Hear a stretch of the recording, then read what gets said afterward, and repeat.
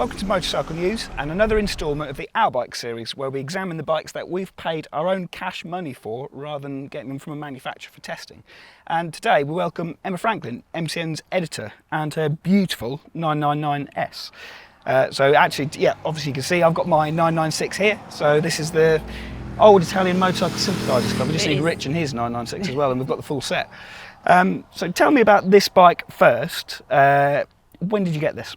So I bought this 2 years ago, and it was a byproduct of a meeting with Rich Newland, actually. So we were downstairs talking about very important, serious things, and the conversation kind of drifted onto motorbikes that we'd seen for sale, and Rich told me that he'd seen this bike for sale in a local dealership and showed me the listing for it. And before I knew it, I was in the dealership handing over a wad of cash for it, and it was a couple of weeks before Christmas as well. So it's sort of like a bit of a Christmas present to myself. So your little boy got a piece of coal and 100%. Yeah, 100%. perfect. But I was all right. Yeah, that's the main thing. Yes. Yeah. And it looks very clean and unmolested. I guess it's quite low mileage as well. Yeah, it's very low mileage. So yeah, it's a 2003 bike, and it's only done 2,800 miles. Oh, crikey. So yeah, it's very low mileage, and that was a big draw, to be honest. My eyes lit up. That was one of the motivating factors for me buying it. But I've since kind of realised that that's also a curse as well, because you're quite reticent to ride it. Yeah. So it was just that it was low mileage as well. This is from the first year of production as well. So I think they started building in late 2002, something like that. So this was a fairly early one. Was there kind of the mind that it's a bit of a collector's piece as well, or is it just so happens that? Yeah, that was part of my mind. Yeah, like you say, it's the first sort of evolution of it. I think sort of if you were looking at one to have, I think the later models are better, aren't they? So they're a bit more powerful, but this as a sort of like a collector's piece and the sort of genesis of the 999. So that was the thought behind it, really. So yeah. And has the sort of 999, 749 always held a bit of affection for you? Yeah. And I mean, you came to sort of motorcycles a little bit later in life, and I guess these would have been current when you sort of started out. Yeah. So did they make an impression then, or were they something you rode in the day? Or? Yeah, 100%. Yeah, like you say, I came to motorcycling and passed my test when I was 24. So yeah, that was roughly 2004, 2005 era. So these were very much the sort of super bike at the time. Sure. And obviously they were quite maligned, weren't they, when they came out, because obviously they were following up the beautiful Massimo Tamburini designed 916 sort of line. It was a shock. This came out and it shocked everyone, because those faces don't look very similar, do they? And no. It's, so Pierre Terblanche, legendary South African designer, sort of penned this, and sort of I've got sort of visions of it. I don't know if you've seen that episode of The Simpsons where Homer Simpson designs his own car. Have you seen it? Yes. And it's sort of, they take the covers off it and everyone goes, yeah. I've just got visions of the press conference kind of being a bit like that. But I wasn't one of those people. I saw it as sort of an early 20s kind of new rider, and I was like, that thing rocks my world. And one day I'm going to have one of them. Yeah. And here it is. Nice. I guess coming out motorcycles fairly green at that point. You kind of didn't have that sort of throwback to the 996 or 916 series as most motorcycles do. Yeah, so. You're dead right. I mean, people spoke about them and I understood the significance of them, but yeah, for me, they didn't really mean anything. I just saw this as the ultimate superbike at the time, and yeah, it totally appealed to me. And a few years after, probably 2006 era, 2007, I got the chance to ride the 999R, which is obviously the homologation special for superbike racing, and that just sealed the deal, really. I just remember sitting there and just looking at every inch of it, just being blown away. Okay. So what are the bits and pieces that you kind of pick out? Because I know what I like about mine. There's certain bits that I look at every time and go, that makes it. What on this are kind of the most special bits for you? Ooh, that's a nice question. This sounds really weird, but I love I guess you call them the oil ways on the external casting of the motor itself and the cylinder heads and stuff. I just think there's something, this sounds so weirdo, but like a biomechanical kind of like, there's something like organic looking about them. So yeah, that as a design feature, and I guess it's kind of common to a lot of Ducatis as well, but that sort of speaks to me. I like the front subframe, just how it's all made of metal, and yeah, stunning. And obviously just the overall, you know, those stacked headlights, and just the overall kind of angular look. I think one thing that Ducati do well is to top yokes as well. I mean, this is all kind of wasted away, big open. Yeah. This as well. There's just a little bit more. I mean, you remember Japanese bikes in the period, it was just a cheap piece of cast aluminium. And this is. And that's so important, isn't it? Because that's the bit that's right in your eye line. That's the bit that's speaking to you all the time. So yeah. I think the clocks as well, they've aged quite well because they're so different. Yeah. Obviously, it's in that weird transition period between analog clocks like my bike has, and then sort of screen dashes as we have now. They've sort of got the little display there, but and it's like it's an LED kind of analog combo, and you've got things like a lap timer on it and stuff, which I guess at the time would have been quite sort of indeed. And I mean, we've had a little chat about it before. You don't do loads of miles on this, but obviously we spend our time testing and doing things. We don't necessarily get around to using our own bikes, because if there's something to be done, we're probably testing something or going somewhere for work. It's a fine balance between hobby and work, isn't it? So how much have you done with this? Are you going to admit that on camera? Very little, I would say. I've done more than I expected I would do on it. I would say I think I bought it with 2,300 miles on it, so there's your answer. What's that? 500 miles. Right. Which is, very, very weak going in 2 years. Yeah, as I can kind of sympathise. Small kids, busy job, and a long-term test bike as well. So that's not a reflection of my sort of riding.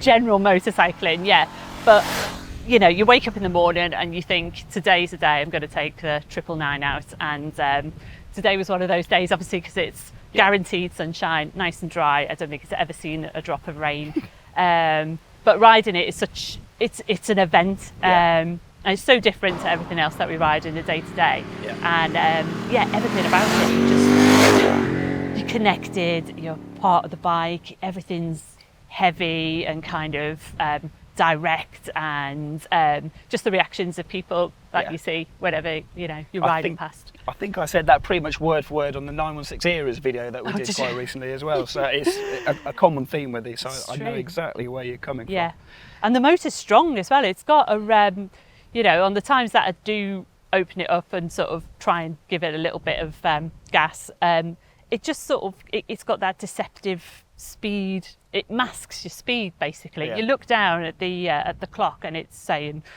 something crazy, and it doesn't feel like that at all, almost to the point where I thought that speedo's massively out, and it's not out by that much. It's just it's very stable, very calm, it's quite ponderous in the way it turns, but then once it's in the corner, it's super secure. Super secure. I just love it. It just makes me feel special, and people react to it. You can see people looking at you and smiling, and you can see car drivers getting out your way, and that doesn't happen on my other bikes. No. If anything, it's the opposite. No, and obviously you rode one back in the day and loved it then, but something I said with mine is that in the context of the modern bikes that we're riding day in, day out, it almost becomes more special because it is such a different experience from bikes with ride-by-wire, electronics and clever suspension, all the other bits and pieces. This is just very mechanical. Yeah. And I guess this is another thing that sounds stupid as well, but I guess the human is a mechanical beast, aren't we? We're activated by pulleys and levers in our muscles, and I think there's something that we respond to as an analog bike that sort of gets us more than it does with something that's more modern, because there's that sort of electronic block in the way, isn't there? So And talking of electronics, that's been a little bit of bugbear with a few bits on mine. How's this been for the minimal mileage? But 2 years obviously is sometimes storage isn't as good for bikes as using them. How has it been reliability wise? And when you got it as well, because sometimes people pass their problems on to somebody else. So it's been okay for the most part in terms of electronics. It did have one weird thing that happened to me when it came back from I went up to Donington for a Ducati track day. I didn't ride this on track, I just rode it there. And on the way back, I turned it off and then tried to turn it back on again. And the immobiliser didn't see the key for some reason. So it just locked me out completely. And then it sort of cleared itself afterwards, which was weird. Yeah.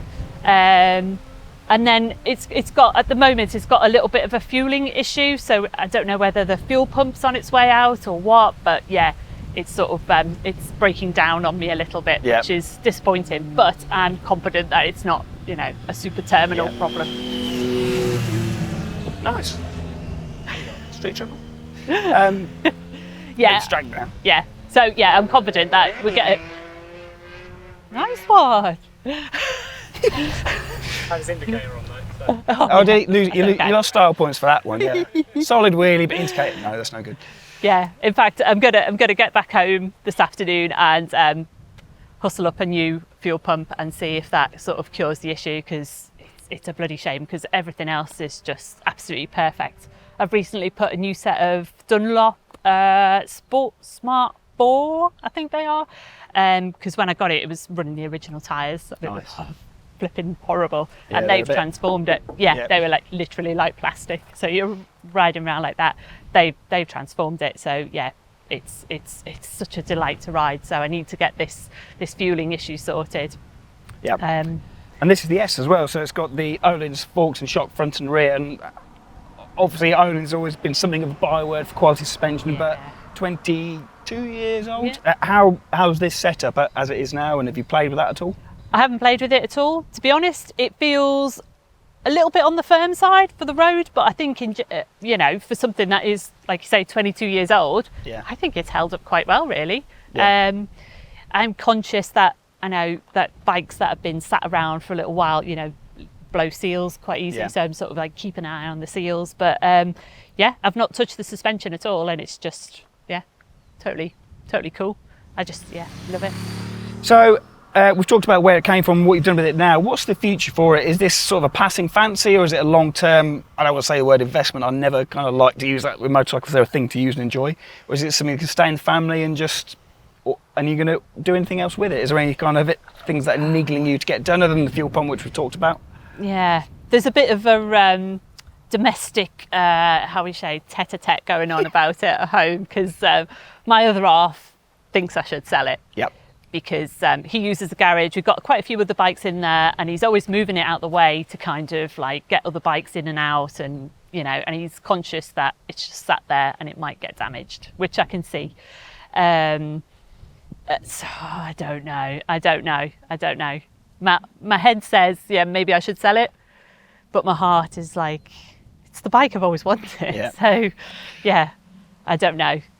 Watch the space. Stand your ground, I think. Yeah. I know your other half, and he doesn't use that race bike near enough, so you can sell his first. Yeah. Yeah. Let's keep it. I would. Beautiful. Yeah, I would. So you may see this again in some future MCN videos, but for now, thank you for watching. Drop this a like and drop a comment below as well if you think Emma should tell her other half where to go as well. And subscribe to see what we bring you from the MCN fleet next time. See you again.